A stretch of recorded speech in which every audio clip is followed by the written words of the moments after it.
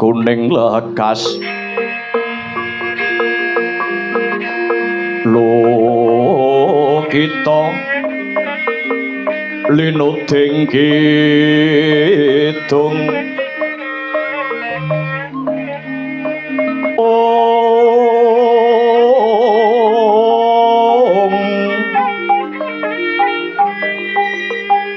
kadung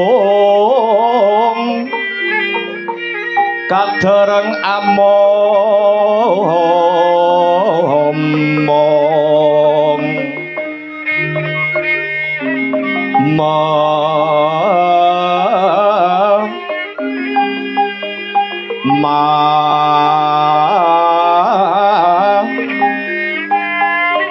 ngun manah rahayu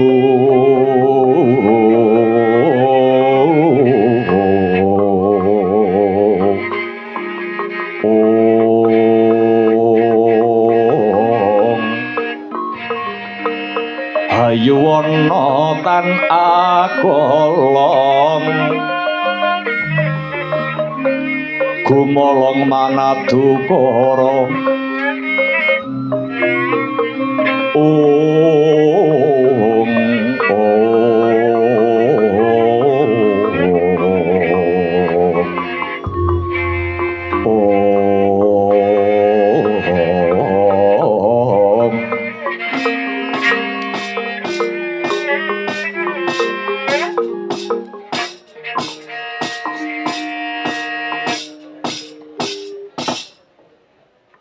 ngaturaken panuwun ingkang tanpa upami Kanjeng Eyang. Salajengipun Bapa Durna katuran paring sesulang sabda tama magepokan kaliyan lelampahan punika. Wekdal saha wanci kula borongaken dhumateng Bapa Durna. Lole mleguduk manyar-manyar. Emprit gantil buntute kisa andeng-andeng ana mata yang dicuplak dadi moloho-welo-welo. Nyuwun sewu Ngger, anak Prabu. Kabekta kula menika wonten mriki jinejer dadi gurune Pandhawa lan Kurawa. Pramila sedaya atur kula menika ngadeg jejeg adhedhasar darmaning dwija ingkang kajibah hambabar kawruh kautaman dumateng para putra siswa kanthi leres lan adil.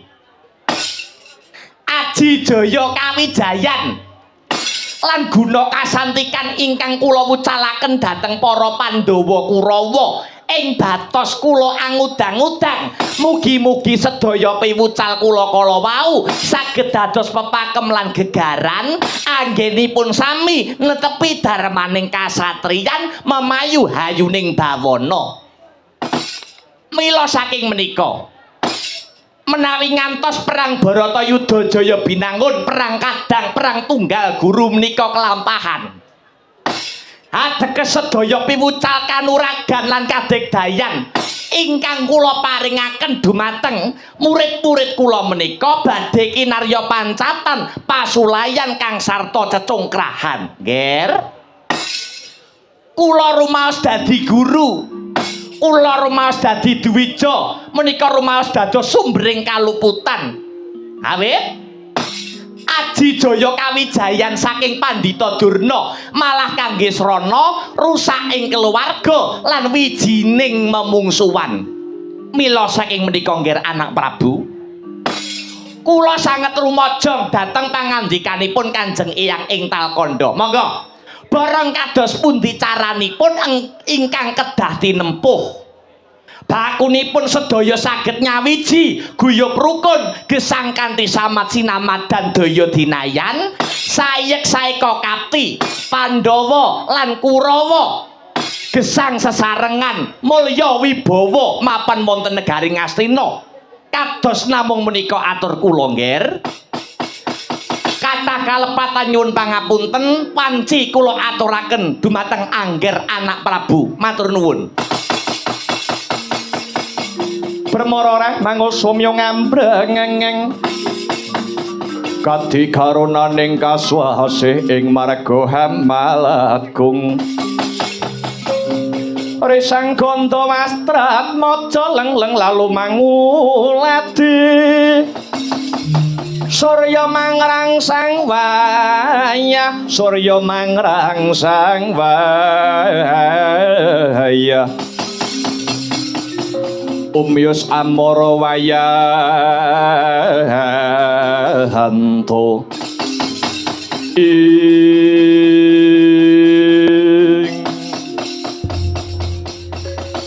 nggih ngaturaken genging panuwun Bapa Durna salajengipun kula nyuwun dawuh saking Rama Prabu Mandaraka wekdal sawetahipun kula aturaken dumateng paduka Kanjeng Rama Salya Prabu anak Prabu matur nuwun wanci ingkang dipun paringaken dhateng Rama sejatine Prabu Salya pun mareng sanget mirengaken dawuh sesuluh saking ingkang Eyang Mahatma Bisma lan ingkang Bapa pun Pandhita Durna. Kula saged gambaraken menawi sedaya dawuh pangandikanipun para sepuh kala wau menawi estu saged kelampahan wah mindah kaya apa apike. Anak Prabu gandeng pun Rama Paduka dawuh supados urun rembak mila senadyan klungsu-klungsu kula badhe udu gagasan nyuwun sewu nggih Pandhawa lan Kurawa menika tunggal darah Sapta Arga menawi ngantos kelampahan rebut pangwasa kula ibarataken bacok-bacok landesan dengkul sing dibacok tugel dengkule melu tatas upami Pandhawa sing pejah Kurawa kelangan sedulur upami Kurawa sing mati Pandhawa ugi kecalan sederek dados leres pangandikanipun para sepuh ing ngajeng tinimbang rebut kamukten lan ngorbanke sedulur nak sanak prayogi rukun kemawon nggih ing atase Kurawa lan Pandhawa menika tedhak ing tapa rembesing madu pitataning para satriya kok padha cecungkrahan kaya menungsa sing ora weruh tata kaya manungsa sing ora wanuh marang kautaman kados pundi saenipun lan adilipun kula lan para sepuh namung badhe nyekseni lan jumurung punapa prayogi negari Ngastina dipun sigar semangka separo kanggo para Pandhawa sing separo kanggo para Kurawa ngaten nggih sae punapa adhedhasar cacah Pandhawa 5 bagian Kurawa 100 bagian niku ugi becik niku inggih apik syukur bage menawi anak Prabu kersa ngambah margi utami munika malah langkung luhur sanget kok nggih liripun kados pundi Kanjeng Rama ngaten renek anak Prabu sampun tuwa anggenipun kekucah kamukten sarta ngregem kawibawan Ngastina tamtunipun negara Ngastina sakwutuhipun paduka paringaken dumateng para Pandhawa kanthi wonten lelampahan ingkang kados mekaten tartamtu jagat badhe nyatet kawicaksanan lan kaluhuran paduka ingkang tetela dados mutiaraning para ratu lan mestine ana pitakonan tukul pitakonan saking anak Prabu Duryudana menawi negara Ngastina sakwutuhe dipun pasrahke Pandhawa banjur nasibe Kurawa kepiye Kurawa manggon ana ngendi angger kula jumurung bab niki boten namung kandhek wonten ing lati nanging kula kudu wani korban lan sago dadi tomboke kautaman dene tetombok kala wau kula sagah nglilakaken dampar negara Mandaraka kagem mukti anak Prabu Duryudana sakurawane punika saestu nggih. Kula sampun sepuh kok nggih. Kula sampun tuwuk ngrasakake kamulyan lan kawibawan. Kula tak trima mendita kemawon. Angudi dateng manising pati hangajab pejah ingkang sampurna. Sumangga. Sumangga anggenipun menggalih wonten lepating atur kula diagung pangaksama nggih.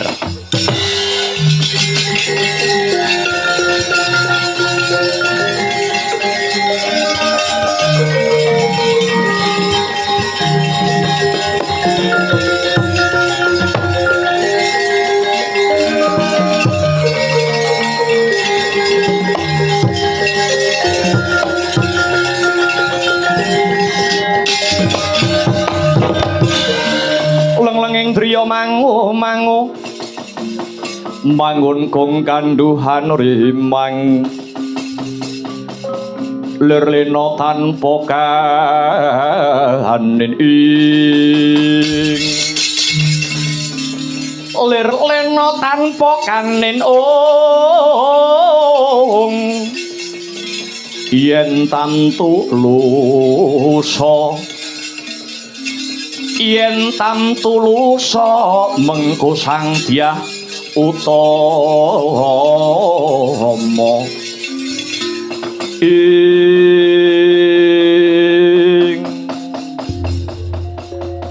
inggih matur nuwun Kanjeng Rama. Paduka sampun paring kali damar lan pangorbanan dhumateng lelampahan punika. Sakmangke gentos kula nyuwun dawuh saking jengandika Paman Patih Harya Sengkuni. Kula suwun paring pangandika sasana saha wanci kula aturaken. Inggih. Matur nuwun anak angger saderengipun. Assalamualaikum warahmatullahi wabarakatuh.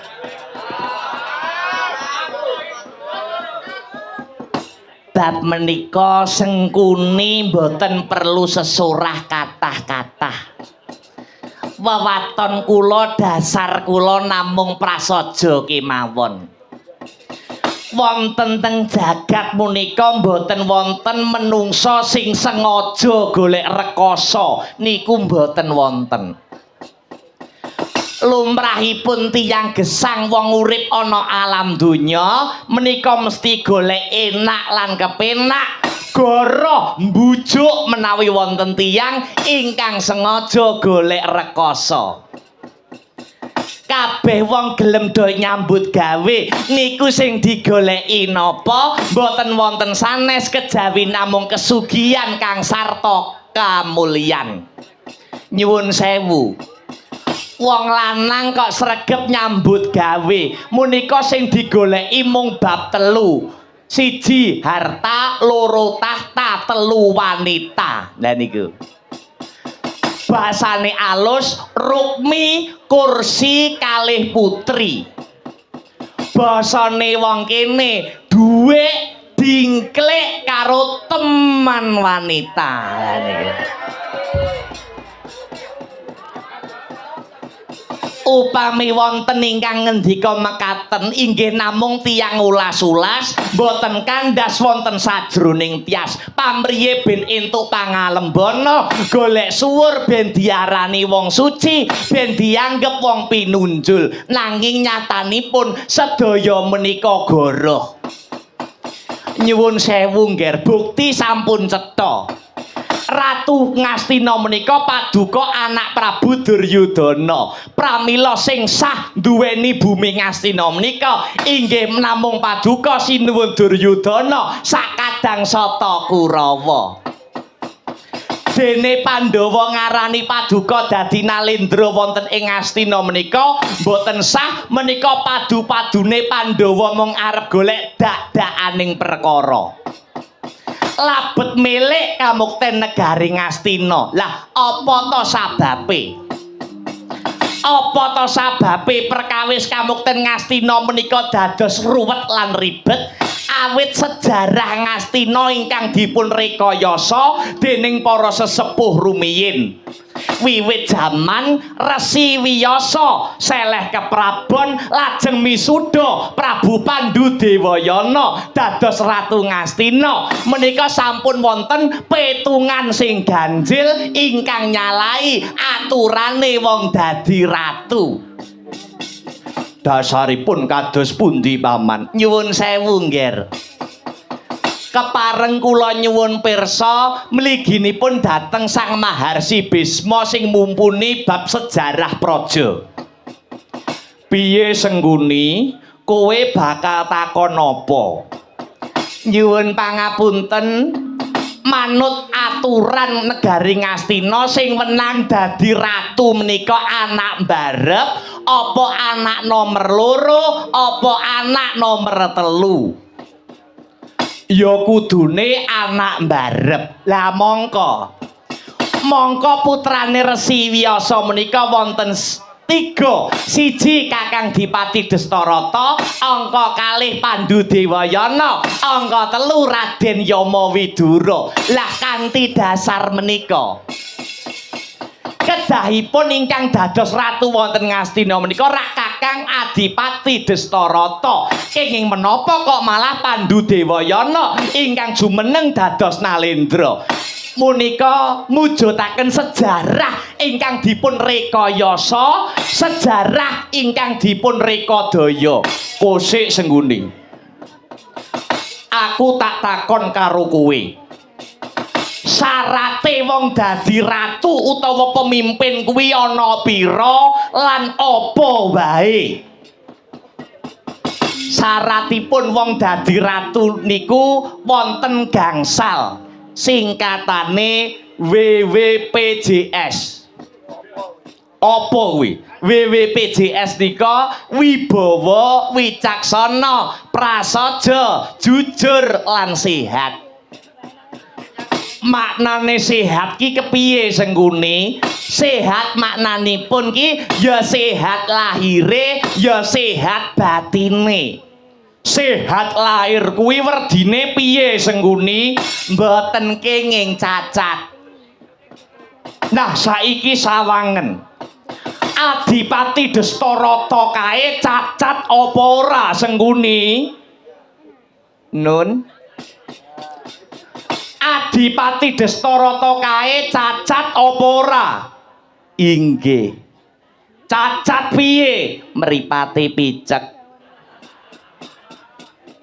Lah kanthi pranatan praja wong cacat kuwi kena dadi ratu apa ora Sengguni?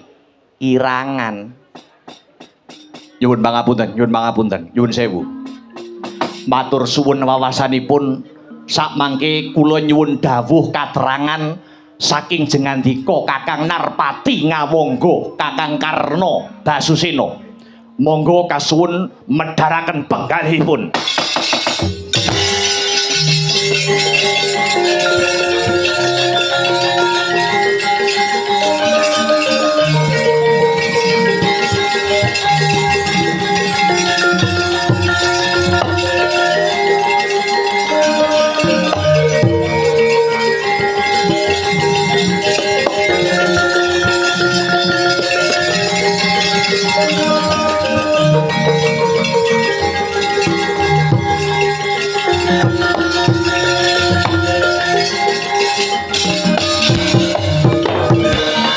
Yogya malih ginarya palopi Surya putra Narpati Ngawangga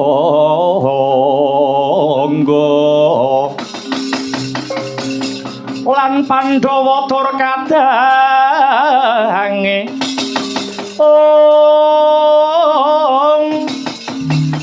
lan yayah tunggil ibu suwiting Sri Kurupati ing Astina ginarya golagul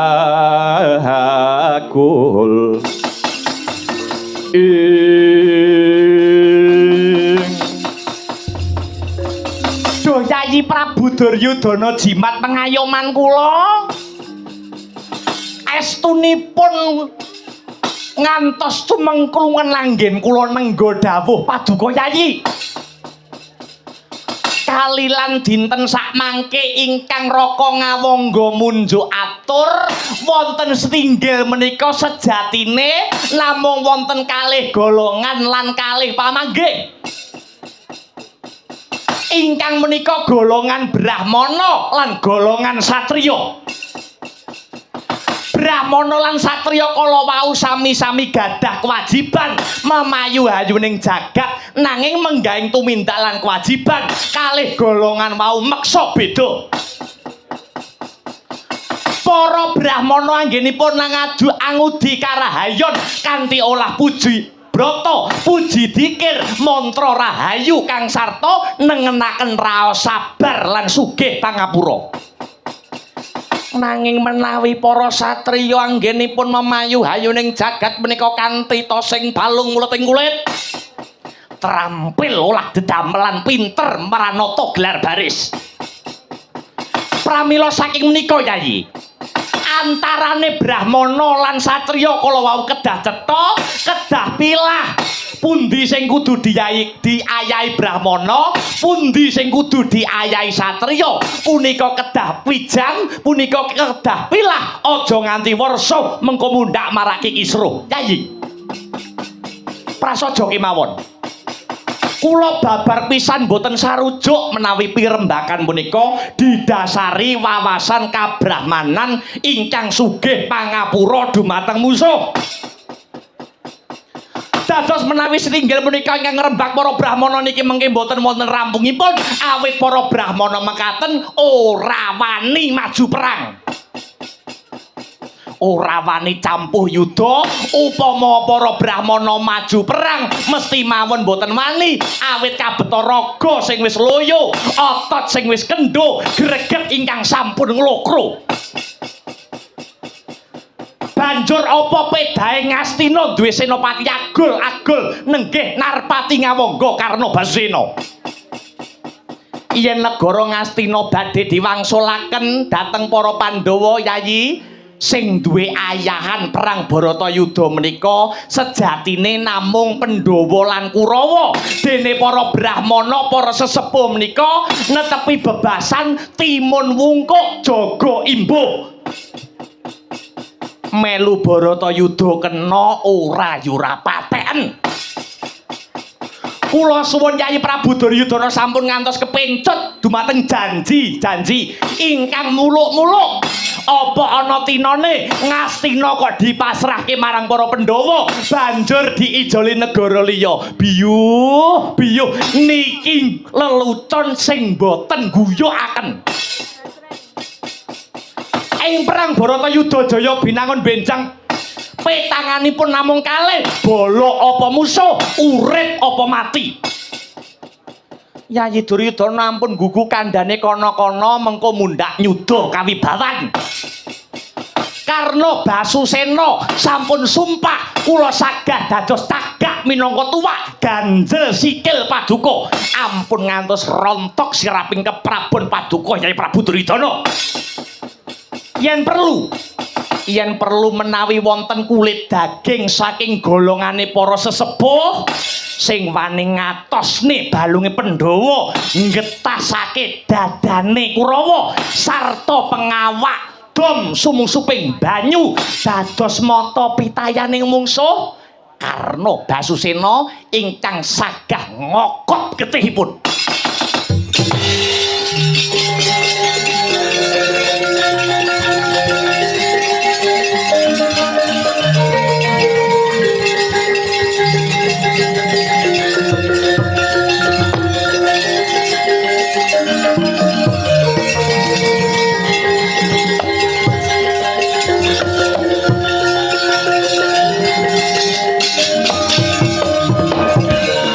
Mon tabler kinatap duka yayasine picoco kang mawinga-winga wengis kumejot padoning hati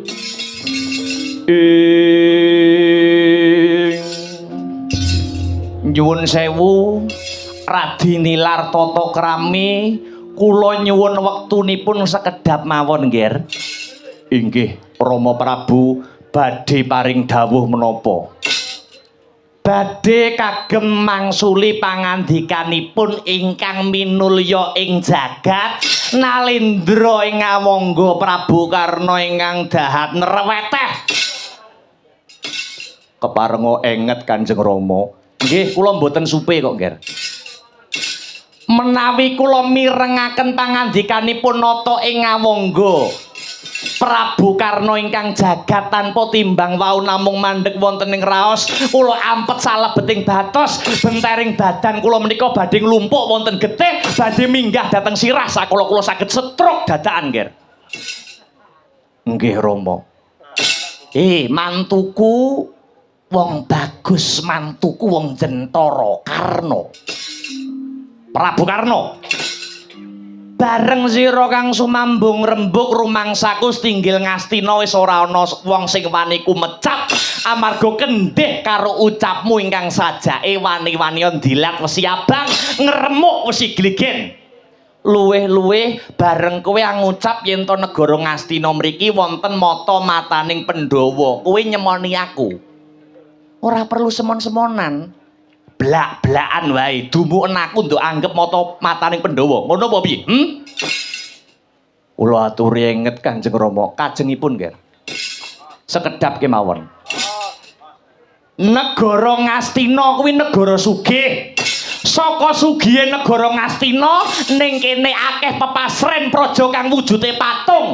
Ana patung sing dumadi saka emas, ana patung sing dumadi saka kayu, ana patung sing dumadi saka watu, ana patung sing saka tembaga, saka pintere sing natah. Nadyan patung kuwi mau barang mati nanging kaya urip ewadene kene ana menungsa urip perasaane ngungkuli wong mati.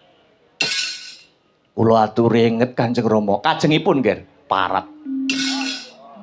Mara gage tak takoni kandha sing cetha. Kowe ngucap yen to Nalendra ing Mandaraka dadi mata-mataning Pandhawa ki dasarmu apa jal tak takoni? Dasarmu apa? Lan aku milik diganjar apa dening Pandhawa? Mokal yen kowe ora ngerti ala tanpa rupa Prabu Salya kuwi ratu Binathara, jajahanku ya jembar. Kula aturi enget Kanjeng Rama, gangsal menit melih nggih. Lan kowe kudu weruh. Upama wuta mripatmu naling tanglinganmu ora tuli, upama kupingmu ora bisa ngrungokke mripatmu kudune bisa nyawang. Pandhawa kuwi ponakanku, Kurawa kuwi ya ponakanku. Ngerti yen ponakan-ponakanku bakal perang, nggonku misah nganti nganake pangorbanan. Lah kok dientengke, kuwi yen ora menungso sing wis mlinger kiblatmu ora bakal tak kandhani. Mara gage tak takoni. Upamane kowe ditantang Pandhawa, kowe wani tak du karo Janaka. Ora wurung sing mbok andelke mesti pusakamu to. Pusakamu Kunta Wijaya Ndanu, pusaka lehmu nyolong kae to. Ayo, apa sing mbok andelke? Apa kowe ngandelke yen kowe kuwi anake dewa? Iya. Anake Dewa Surya, Dewa Cluthak doyan nginceng wong adus kae. Jaman saiki adol anak dewa ora payu, Gus. Arep anak dewa apa anake wong desa yen salah tetep nampa pidana. Kowe ora trima? Iya. Aja to Bathara Surya, nek perlu Bathara Guru tak tantang, kowe ngerti ora? Enget Kanjeng Rama, sekedap nggih 3 menit melih. Aku biyen kok duwe mantu kowe jane getun nih. Uripmu ya nggur lanang ngono ae. Getun aku duwe mantu kowe.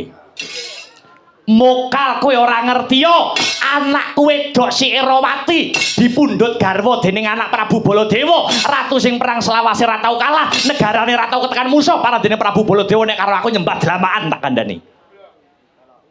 Kowe ngerti dhewe? anak wedok si Banowati dipek bojo karo Duryudana iki ratu sing brewu mlegedu sugih bondo sugih bandu jajane jembar negarane gedhe gebres saya dadi dhuwit parandene karo aku nyembah delamaan. Lah kok jebul apes tenan anakku si Surtikanti. Mbiyen mung entuk ratu miskin kaya menjenun. Kowe mbiyen kelakon ngepek bojo anakku kuwi upamane ora kok rewangi mlumpat pager bedah tembok ayake ora kelakon. Luwih-luwih bareng kelakon kowe dadi mantuku selawase aku dadi maratuwamu durung tau nampa punjunganmu apa-apa kerep nomboki raimu dina-dina malah sering. Apa maneh kowe ngremehke para pinisepuh, ngentengke para brahmana sing lenggah ana pasewakan, lekno mripatmu jerengen gobokmu. Resi Bisma kae kagungan kadigdayan sing anjalari panjenengane ora bisa sedo yen ora saka kersane dhewe. Mula yen karo diapurmu kok wani karo Begawan Bisma, entek nalarmu dadi ndok yik kowe Karna. Begawan Durna kaya Brahmana nanging yen wis kadung perang sapa sing iso ngungkuli prigel lan titis sing olah jempare ngungkuli Begawan Durna. Yen ora ngandel bisa dicoba mara ning alun-alun mlayu sing adoh mlayu sing banter yen panahe Begawan Durna ora iso nyoplong matamu tak guroni bathangmu. Rama 40 menit meneh nggih. Karna yen kekendelane bocah nom jaman saiki bloko suta wae ora kok aku ngece aku ora gumun sepira to kekendelane cah jaman saiki kowe mung wani nyindir lan nglarani atine wong tuwa beda karo saya iki jaman nom-nomanku biyen maratuwaku Begawan Bagaspati sing mateni ora ana liya kejaba mung Salyapati. Jal aku takon karo kowe, apa kowe wani mateni maratuwamu iki? Muni yo. Kanjeng Rama setunggal menit nggih. Ayo saiki dicoba apa piye sadurunge Karna musuh Janaka timbang Karna kewirangan. Saiki dicoba dhisik aja Karna musuh Janaka nanging Karna musuh Salya. Nadyan aku wis tuwa kempong pero jambul wanan mlaku ora jejeg yen ora dinuwak karo teken nanging tanganku kiwa njawil bathukmu kok ora sigar merapat tak guroni batangmu kowe.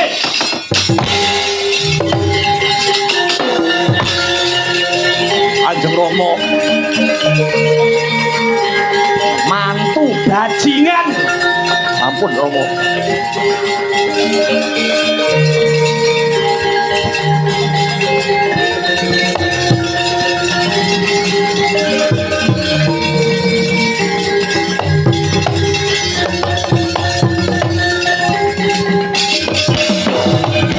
Tatan ngawruh kang tekane tanpa sangkan sangit jalan pagbang batari